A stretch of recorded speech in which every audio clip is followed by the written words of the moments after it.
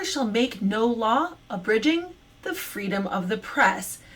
This essentially means that freedom of speech extends to the press, and there are very few limits on what the press can say. But as I mentioned yesterday, there is one limit: libel. If slander is defamation in speech, libel is defamation in writing.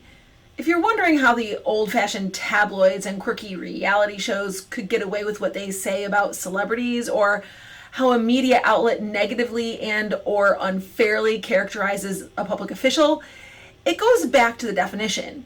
If you have chosen to be in the public eye, then you have no real reputation to protect. You have given up your good reputation voluntarily. But what does a civil liberty really mean?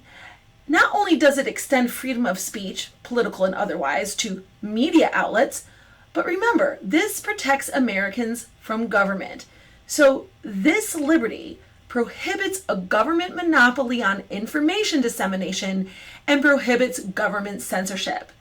And so yes, it allows for fake news, misinformation, and disinformation from news sources and publishers. The idea here is that if there are enough sources from which to gather information and we have access to all of it, then we should be able to figure out ourselves what makes sense and lines up with the reality, and we won't be subject simply to propaganda, what our government wants us to think. It also allows media outlets to bash our public officials without fear of legal reprisal. Do you wish there were fewer sources for information?